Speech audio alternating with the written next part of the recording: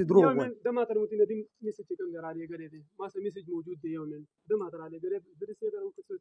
هاي قدوة شيء ممكن متين دي مسجوية لستاز في الخاص كم ده مناظرة ما كوي قديرة كمان زمان جا كم ده تليفون شرودي أو طاس كم ده زمان كار رانا وين وسيم دي سما تسار مسج درالي قريدي تنزم موضوعاني فودي استشفاء من القبور استندار من الأموات أو مسألة شيء ده معيار أهل السنة والجماعة وحدة الأديان أو سماء عادي فدي مسألة ما نجي كم ده تاس تسرب أو سرب دعوة ولي كي او منګه وطن کې حاتم بخپل معنی کو مفتي ندیم په دې معنی سټیم چې کوم نه سوک تیار ولې شي را دي چې جمعیت علماء اسلام کوفر باغ ز ثابتو بس بسم الله يوم فدغه فتوا باندې چې کوم دې مفتي توصیف تیار کوي چې کله هم وایي ټیک اوس یوم فتوا تا ور کړی د بنور ټاون والا ور کړی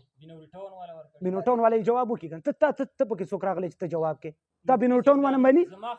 دا بنور ټاون والا مانی او مون ټول کړ موږ چې تاسو په خپل مونږ کې تاسو په خپل مونږ کې ولې چې جواب سترګي موږ په دلایلم پوس کړه تا دلایل نه دی راوړي مړه یو دته واسګوره یو کس کړيږي یو کس خبره کوي اوس ما واسو دغه ځکه خبره کو دا بنور ټاون ول نماینده ده بنور ټاون په دغه خبره کې د باندې اعتماد شته ما ته پریدو بنور ټاون د طرف نه راغله بنور ټاون په پتو باندې کوم دی یو دوه درې تاسو کې نه مې چې اعتراض نشته لري بنور ټاون چې کوم تاسو نمائندگان وي دستخط راوړي بنور ټاون تاسو بنور ټاون والے پتوي والے چې پتو دیوبند سره جمعیت دی دیوبند جمعیت ته وایي دیوبند زمان نه تاسو کوي ته جمعیت ځان ته دیوبند مو وایا چټي دیوبند ما شمال خبر کیته ازه چې تصویر دیو منه باندې راخاله ان خو نشم کېده ان خو مخ کې تیر ما ته پریدو یو دا تصویر پته و موږ د حقیقت پته و موږ معیار د اهل سنت والجماعت او معیار د دیوبندیت یو په دې معنی چې کوم دی که تاسو موږ سره په حال د سی باس کوی ما د سره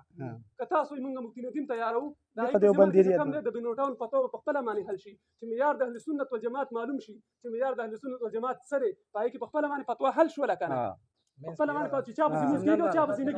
څوک دیوبندی دی او څوک دیوبندی نه دی دیوبند تاریخ ته عثماني صاحب هم کړی دی بس دغه دغه سره ودی صاحب هم کړی دی پالپوري صاحب هم کړی دی سبا ان شاء الله الرحمن د جمهور اکابر تعریف خیمه چې من يتمسك بالسنه الصحيحه ويجتنب عن البدع الشنيعه ويهتم بتزكيه النفس تماما فهو دیوبندي حقا ولو لم يعرف قريه دیوبند قرآن سنت تابع چې شفيات تاسو یو پیرو کوي دا بسم الله راشه کنه دلایل شروع کوي یو من سبق